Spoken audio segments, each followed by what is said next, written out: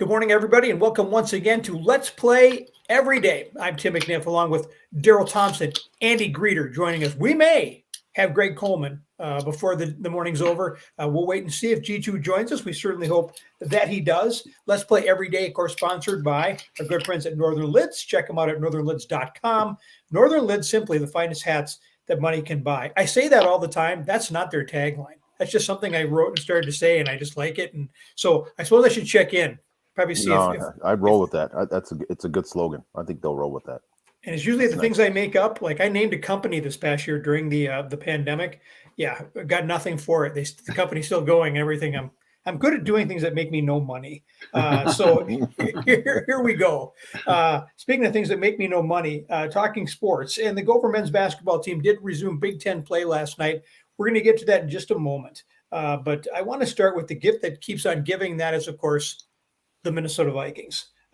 Days after, this is still the number one talking subject going on around. And one of the things I thought that was funny yesterday, and I want to play today, is the futures of Kirk Cousins, Mike Zimmer, and Rick Spielman. And that popular discussion game right now that's happening is only one returns of those three. Two go, one stays. So here you go, Andy Greder, Minnesota Vikings, Rick Spielman, Kirk Cousins, and of course, Mike Zimmer. Who goes and who stays? Yeah, I think, after the long runway that they've had of 8 years, I think the answer is that it's time for all of them to go. I know Kirk Cousins hasn't been around that long compared to those other two. I think the answer is probably all of them. But for the premise of the game, I think it's probably going to have to be Rick Spielman. I'd love to have caveats with it, right? I'd love to. This is your world. I think it's probably going to be Rick Spielman, but he has to give up where he goes next for a quarterback because he's shown that he can't quite evaluate that position. So I think that's the caveat for Spielman. For Zimmer, I think it'd have to be a new age offensive coordinator. We'll keep him, but there's a newer, more advanced current coordinator. That's kind of the two caveats I'd go. I'll go with either of those two guys with those caveats. And Cousins is the one who, first and foremost, he's just gone. Yeah, I think so. I think, he is what he is. And there's, the other guys that I think there's more quality attributes that I'd like to keep if we could change or tweak some of the other things. I know this isn't your first and foremost thing, but you cover Gopher football, and I trust your sports acumen. So a lot of speculation, and people tend to get crazy when they talk about potential trade scenarios. But a popular one being bandied about is Kirk Cousins to Cleveland, get back Baker Mayfield, and a number one. I'm like, why would Cleveland make that deal? But I mean, do you think that based on the numbers statistically that Kirk Cousins has had, I want to say, where do you see his potential drawback? I mean, what does he bring you, I guess, in trade return, in your estimation? I mean, I wouldn't do it for Baker Mayfield. I mean, I haven't watched a ton of Baker Mayfield. I know he's thrown maybe the most picks out of anybody since he's joined the league. He was awful in that game against the Vikings a couple like mid-season. So I wouldn't do it for Baker Mayfield at all. I think you got to go. You try to get a one and try to restock through the draft. I don't think this is the best draft for it, but I think that's probably what you do. I think Kirk Cousins is manageable when he's on, but when he gets flustered, he has issues and he doesn't take enough chances. So I think those are kind of the issues I see with him. Happy New Year, G2. Yo, Happy New Year's all. How are you, sir? I'm doing well. It's good to have you with us. Welcome. Good to see you for the first time in 2022. I hope you got the syllabus last night and spent all night testing yourself on it and boning up. But we started out with the Minnesota Vikings, and I'm going to get you in just a moment. We're playing the game of the three, Kirk Cousins, Mike Zimmer, and Rick Spielman. Who goes and who stays? Two have to go. One has to stay for next year. So think about that for a moment as I send it to our good friend Darrell Thompson. Darrell, I had you on Monday. We chewed on this a little bit on this subject. So if you have the caveats that Andy was talking about, one has to stay, two have to go. Where are you on what the Minnesota Vikings should do? It's interesting. I haven't studied Baker Mayfield, but I actually like him. He reminds me of a young Brett Favre.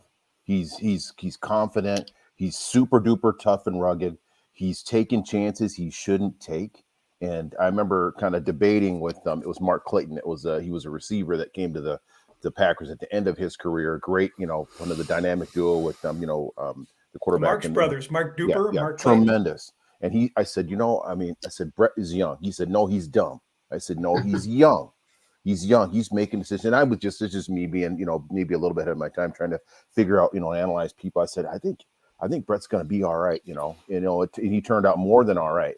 And I think Baker Mayfield, I don't know if he's going to be the next Brett Favre, but I think if you could get him, and quite honestly, I'd let all three of those guys go. I don't even have any, I feel for them. I don't want people to lose their jobs. I hate to speculate on that because I think it's kind of a little bit rude, but I think it's easy, for the sake of this game, I'd say, I'm going to let all three of them go. So I don't have any caveats and it's time, but I mean, caveat would be, Zimmer needs to open up the offense and figure something out. But I mean, to try to fix Cousins, that's what he is. He's going to continue to be conservative and probably not push the ball down the field.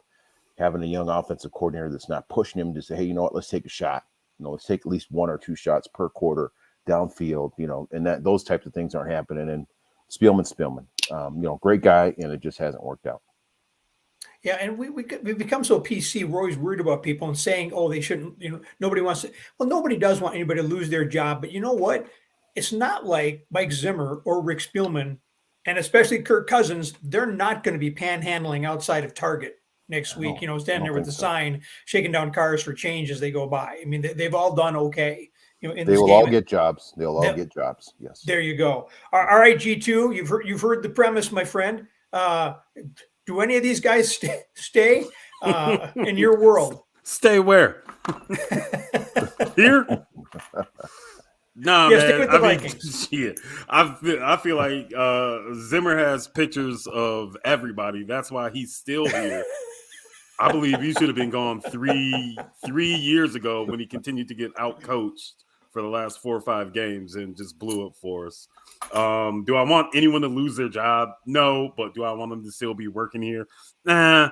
Like the one who could stay, honestly, for me, is Kirk, unless we can get somebody else for him.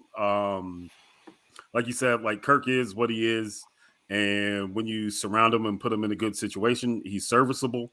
I don't think that he's necessarily the guy that we're all gonna like rally behind and be like, all right, Kirk. Like I feel like in like 10, 15 years, we're gonna go back and think on these years and be like, who was that quarterback again? Kirk. Yeah, right. Like kind of like a Brad Johnson. Like he's cool, he does his job. I mean, Brad won a Super Bowl, but no, like Zimmer's got to be out of here yesterday.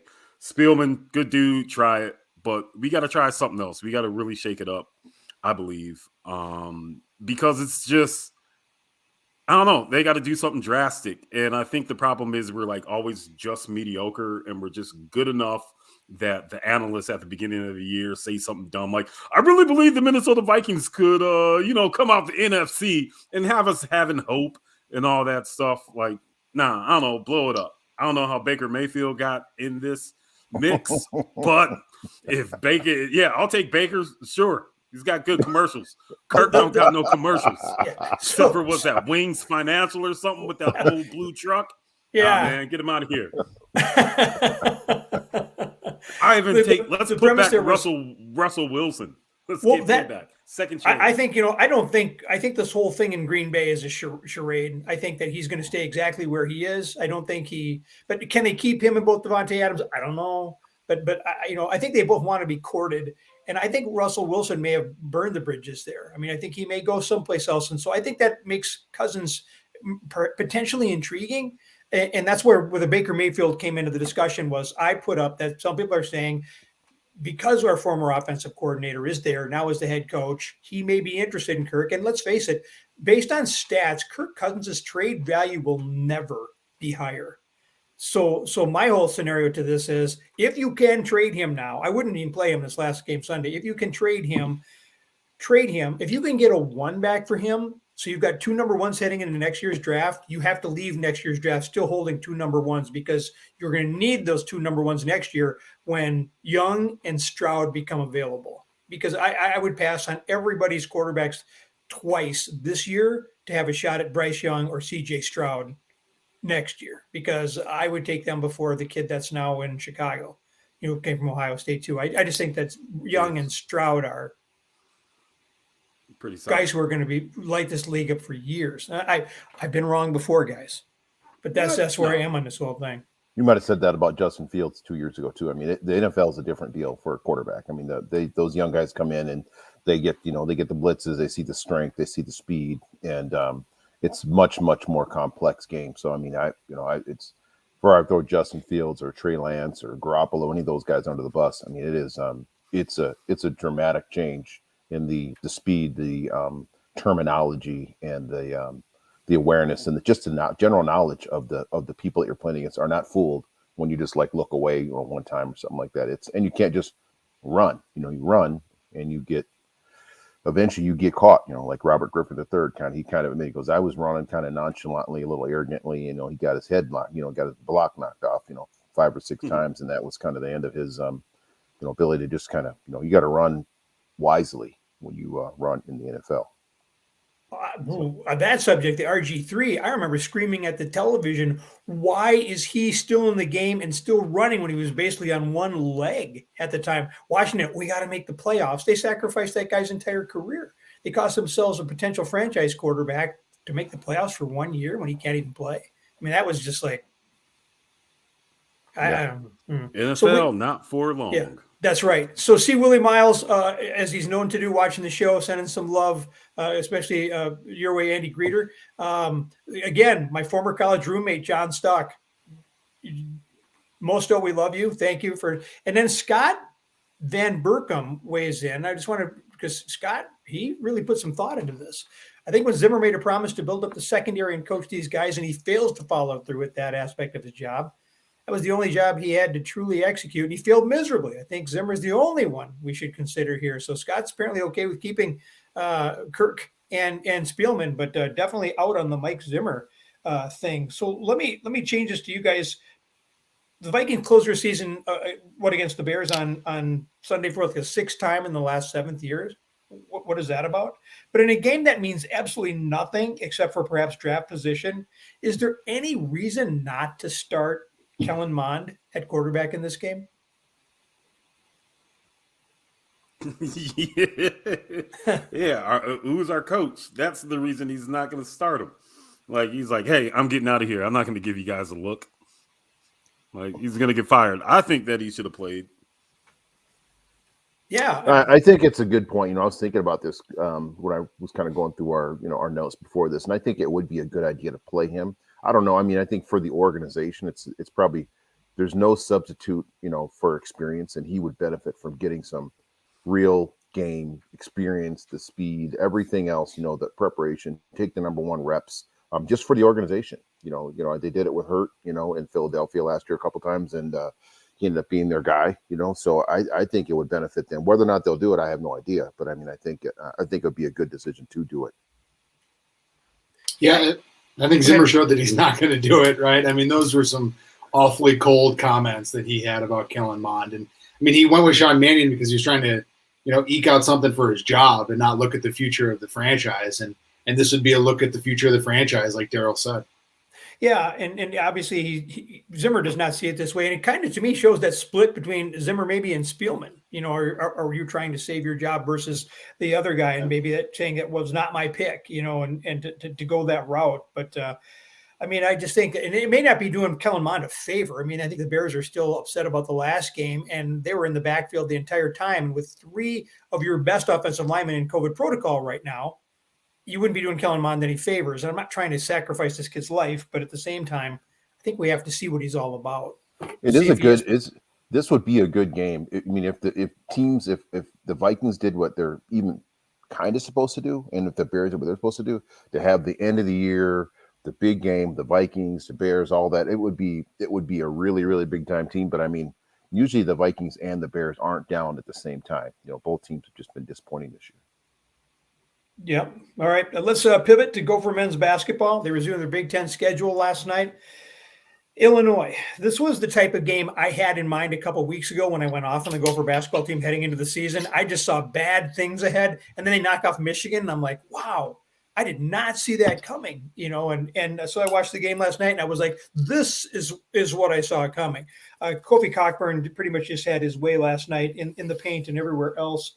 Gophers outscored 42-18 in the paint.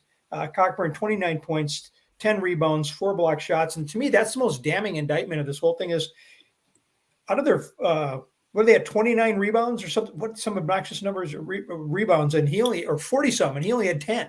So the rest of the Illini were doing a pretty good job on the boards against the Gophers too.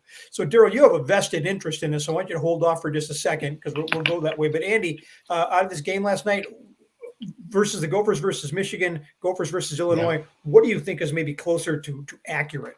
Yeah, I think there was also an earlier wake-up call. I think Michigan State really took it to them as well. I think they had a late comeback in that one. So, I think that there's the class of the Big Ten. That is the Illinois, the Michigan States, the Purdues of the world, and the Gophers are not in that class. I think they can win some Big Ten games. I think Michigan has showed themselves with a loss to Rutgers last night that they are in the middle of the pack and where the Gophers, I think, desire to be. You talk about Coburn. He did those numbers in 24 minutes. He barely played. He is, as Ben Johnson called him, a generational talent. I mean, the Gophers aren't big to begin with, but this guy is a monster. All of 7 feet, 270 pounds. He's quicker than he used to be. He's savvier than he used to be, and he was an All-American before. So I think they didn't really stand much of a shot, just given how much of a player he is and how many matchup problems the Gophers have. And, when you talk about kind of the Michigan game and the Michigan State game, the 2 games that the Gophers lost, Peyton Willis has been taken out of it. He's shot poorly. He hasn't been able to get anything going. He didn't score in the first half yesterday. And I think when you have a little thread, a little needle to put a thread through like this Gophers team does, if you're not clicking everywhere, your second leading scorer is shut down. It's going to be a problem for you, and that's regardless of if you have a top 25 caliber team in Illinois and an All-American in Kofi Coburn. G2, did you catch any of that game last night? No, not at all. Not Okay. at all. I had a show last night, but I'll say I represent the average Minnesota fan. The men's basketball team so far, I mean, beating Michigan was cool. It was a fun surprise, but I don't think that we've had enough splash in to create excitement and to be like, oh, let me check out the Gophers. Yeah, they're not going to be one of those top tier teams, but I don't know. I don't want to write them off 100% completely because it's the coach's first, full year with the squad, and they're going to take losses. They have to. I mean, look at the numbers. Look what he did in 24 minutes. I mean, that's what he's supposed to do. But yeah, I mean, I don't know. I promise you this. By the next 3 weeks, I will watch 3 Gophers games, men and women's basketball, and get up on it so I can be a little bit more in the mix and I don't want to get my hopes up. So, as long as half the team's not on COVID protocol, that's a win in my name. There you go. Darrell Thompson, the Gophers now head to the road. They'll be at Assembly Hall, Sunday, and take on Indiana. And as someone who's, your son plays for Indiana, if you could give us like a little scouting report on that game, what would you expect? I expect a good game. I mean, Minnesota's improved, and I think it'll be a challenge. I know that Indiana's improved, Coach Woodson, and we have some size, and we have a couple bigs that, that have transferred in, a couple 1 7-footer, and, Trace Jackson Davis and my son Ray. So, I mean, there's a little bit more bodies to throw at them than what Minnesota had. I mean, that was, the first play last night when they threw the ball into Coburn, and he just pivoted and Curry just like repelled out of there like, just like a junior high kid playing in a varsity game. And I was like, And then they called the foul on Curry. And I was like, well, he didn't really follow him. You got to stand there and take it from him. You can't, there's no need to flop. I mean, he's coming with like Andy said, 270, and my son said he is extremely strong, so it's he's a load, and he has improved. So, I mean, it'll be a fun game. I'm actually going to be there for that game. So I got a little road trip planned for myself. So I'll be down there for that game. So it should be fun. Nice. Are you going to have one of those half jerseys? No, Half I don't need one of Indiana, those. half I don't need one of those. Minnesota. I could be all Indiana. I heard it I because got when you started saying "we," I was like, "That's all in. That's a Hoosier right there." yeah, no doubt. Yeah. When your kid's there, you transform for that sport. I was wearing Yeah, red for sure. Wisconsin. I had a daughter over in Wisconsin and having a Hoosier, so I can, I'll transform, and little by little, it kind of eases back over the course of time to being, full-blooded Gopher. So, Awesome. yeah. Nice. All right, let's stick with hoops for just a minute if we can. The T-Wolves bounce back into action tonight at home against Oklahoma City.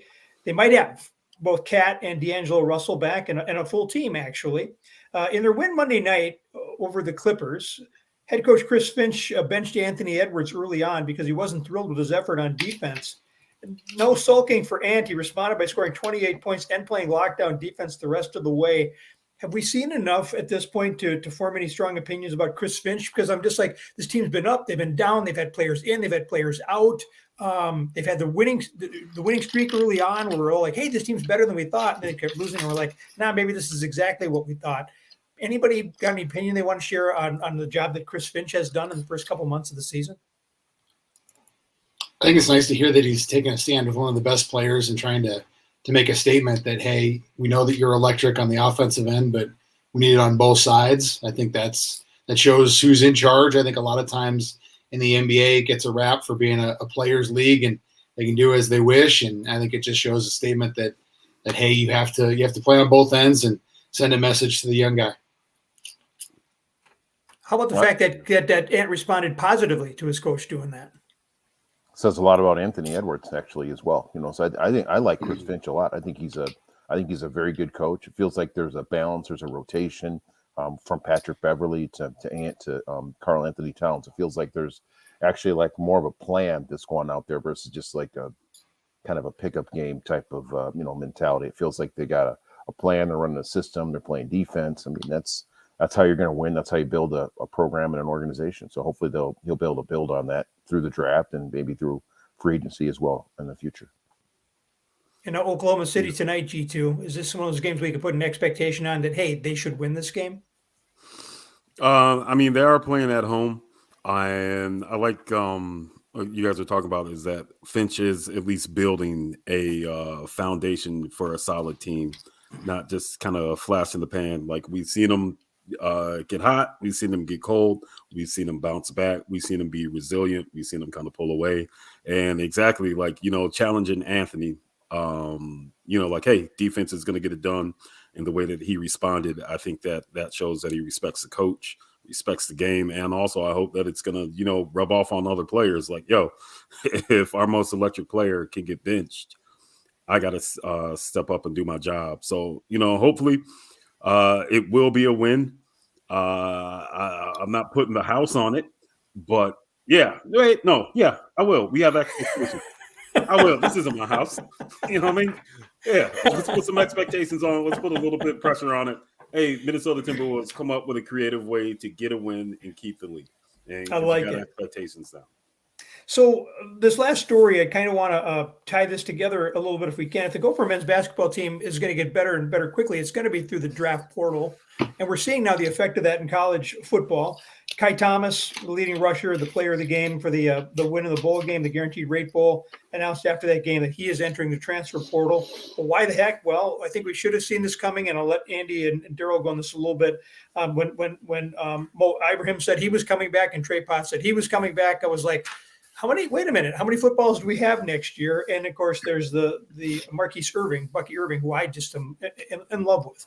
And so, and then I do want Andy to talk about the two they added yesterday, if you would. One, that's like a man bites dog. A guy leaves Notre Dame to come to the University of Minnesota. What? I did not think that was going to happen. So let's start with, the running back situation. Is this sort of like a positive statement about the state or the health of this program, that you're shedding players and still have the depth that you have? Yeah, I think so. I think it's a little premature, though. I think, we're not quite sure what Mo Ibrahim is going to be able to do coming back from a ruptured Achilles. That's a serious injury. Trey Potts spent 6 nights in the hospital. Is he going to be medically cleared to play? Obviously, Bucky Irving showed a lot of good things as a true freshman, but did Kai leave a little bit too early? I understand that the PGA likes to ride one running back a lot of times. We saw that with Mo in the Ohio State game. We saw that with Trey over the next month. So I understand that, there isn't a lot of spreading of the wealth, but it seems a little premature to me to do that. I wonder, what else is going on with that situation, and Kai and maybe wanting to go home closer to Kansas and K-State or KU. But yeah, I think you saw the giveth and the taketh away yesterday when they were able to add an offensive lineman to Quinn Carroll, who was the number one recruit in the state of Minnesota in 2019, who, like you said, went to Notre Dame for 3 years and it didn't work out there. He tore his ACL and then played 6 games over the last 2 years and kind of got passed over on the depth chart. So it's really an opportunity to come back to a position in need for the Gophers. And Lorenzo Surgers, from a defensive end from Vanderbilt, fills another position of need on the edge with Boye Mafe and Esezio Tamiwu headed to the NFL. So you lose somebody that was at a deeper position, and you fill 2 spots that desperately need reinforcement. So it was the give and the take of the transfer portal here this week. So, Darrell, we talked about the Kai Thomas situation, a little bit, or no, maybe we didn't. Maybe we had that a phone conversation where I mentioned that to you, where he stepped up. Are you surprised that he has decided to enter the transfer portal? Not really. I mean, I just kids, young men today and young ladies today, I think there's a little bit of an impatience and a not willing to wait. And I was talking on the plane with someone like, oh, this guy can redshirt and this guy can sit out and they can just wait. And I was like, I don't know who wants to wait around for all that type of, all those things to happen. Young guys and gals, young men and young women, they want to play. They want an opportunity, So, I mean, I think the same with Quinn and the young man that came here, from the other school that transferred in the defensive end. They want an opportunity to play, and, they're going to get one here. So I feel like, Kai's doing what he thinks is best for him, and the transfer portal is a way for a vehicle for him to get in it early, and he'll probably have some pretty solid options. Because he's an explosive, dynamic running back that probably deserves at least 15 or 20 carries a game, and he's might not be able to get that here. He might end up next year getting 5 carries a game or 7 carries a game. And he and Bucky and Trey Potts and Muhammad Ibrahim. So there's a lot going on, and then the other kid that's coming in, Zach. Can't remember his last name, but there's another person coming in as well. Yeah. So there's just a lot. There's a lot going on, and then whoever else, there might be someone else kind of sometimes people just kind of fall in your lap at the last second too, so you take a chance. I know you guys would like to have the last couple seconds we have devoted to the Wild bring up Marco Rossi and Matthew Boldy at the same time. But if I could, I want to go off script if I can for just a moment. G2, we had a something I think should be noted.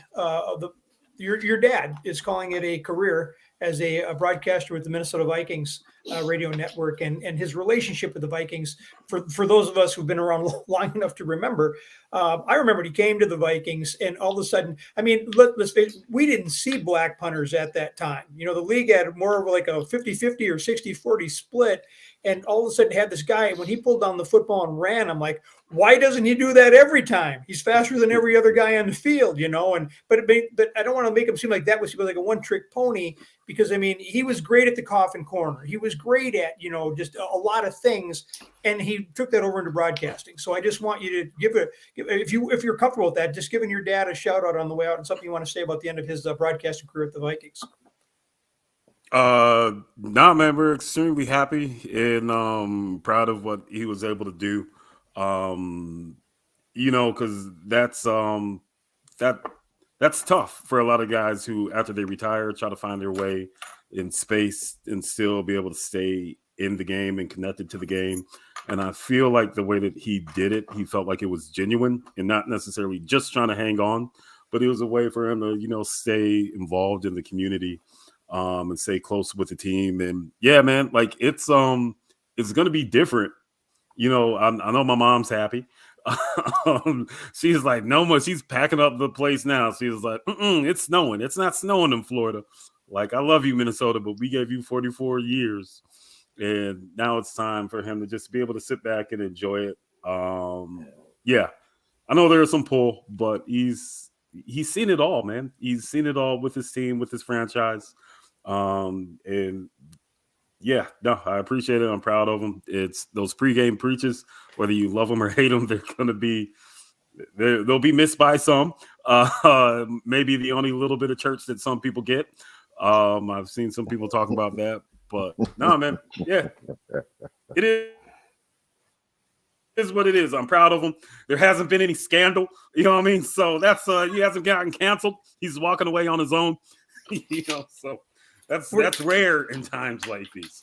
Were you ever I told him to pull an Antonio Brown. Were you ever in the receiving end of any of those pregame preaches? Like you came home late or you did something and he starts giving you the pregame preaches. Nah, I have postgame prayers. Like I'm glad on kill this boy. He needs to come back home. All that stuff. No, it was good. Sometimes I'll try to punch him up in here and be like, "Oh, throw a joke in," but he gets so excited. Anyways, he goes off script. So I'm like, you know what, man, do you? Oh, beautiful. All right, you guys. I have one. I think it's important. Greg was he was inspirational to me as a kid to see a person of color that was punting, because I thought it was like, wow, there's certain positions that people of color don't get an opportunity. Quarterback was one of them. Punter was one of them. It was safety was one of them. In an early career, and it was like I was like, oh wow, so we could punt. We could punt as well. Yeah, you can't punt. You can't play quarterback because those are positions that just they're saved or they're different. I was like, oh wow, that's cool. So I think it is a big deal. What Greg has been able to accomplish over the last 45 years, and do it with style and grace and a tremendous sense of humor. I see where Greg G2 got it from. Not a lot of people would say that about my dad, but I appreciate that. Funny, I'm saying sense of humor, my dad. Oh, he's got a sense of humor. There's no doubt about that. Yeah, he does. Yeah. He breaks it out every once in a while. Yeah. But no, man, I appreciate it. It's it was cool. He's the first black man to lift his leg and get a paycheck for it. So there you go. Sense of humor. Even though he could have ran, he was the fastest dude on the team. He was. He would have been wide receiver, but he had small hands. Yeah, he did, because you don't take a lot of damage. Yeah, that's why, dude, as hard as it sounds, and like oh, you're a punter. Like I'm looking around at a lot of guys that he played with who, God bless them, have a lot of health issues.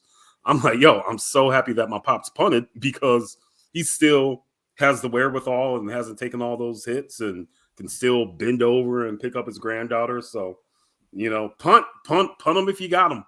So I tell the kids, punt them if you got them. I should have punted. I wanted to hit people. I got concussions, and then I was done.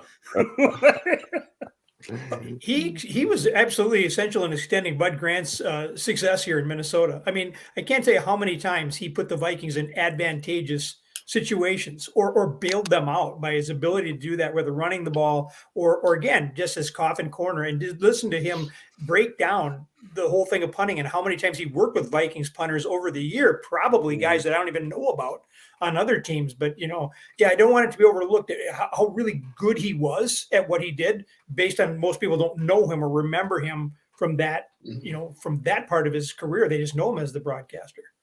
Yeah. Yeah, he was something. He did this thing. Yeah, all right, I only remember one game, so it's all good. So G2, you had a show last night. Are you performing anywhere locally, and where can people see you? You can head to my website, GregColemanComedy.com. I got a lot of shows coming up. I'll be at Acme and Ice House. Those are the next upcoming shows in February. And then just slowly getting back out on the road, man. It's tough leaving that little girl, because he's just all like, all cute. But I'm like, yo, I got to go try to feed you. There's that. So, yeah. And Mr. Greder, I don't want you to get any great detail because you're followed by so many people anyway, but you've got some well-deserved time off coming. Yeah, I do. A much delayed, COVID-delayed honeymoon with the wife. We're going to Barcelona next Wednesday if COVID doesn't shut the whole thing down yet again. Oh, please, I hope not. Yeah. We're pulling for you, hoping for the best. And Dr. Thompson, what's on your docket? I fly to Florida on Friday to pick up a vehicle to drive to my son in Bloomington, and then I drive from Bloomington to home on Sunday. So, I mean, just typical dad duty, things you do for your kids. Like, why? What? Yeah, exactly. You got to do that? Yeah, exactly. It's just the way it is. But I get a game out of it. I get some road time, and nice. Who knows? I might make a couple stops on the road. How's the puppy working out? You got to leave the car to him with no gas in it. And just be like, this is payback, son. This is... I will. He's it's a whole different world now with these kids and the NIL and everything else. They're comfortable, a little more comfortable than we were in the 80s. True. Yeah. All right, fellas, thank you very much. I appreciate it. This is Let's Play Every Day, and we'll be back tomorrow with 3 new panelists and taking on a whole new range of subjects. Until then, when given the choice, either be comfortable, stand on the sideline, or get in the game, we wholeheartedly encourage you to get in the game and play.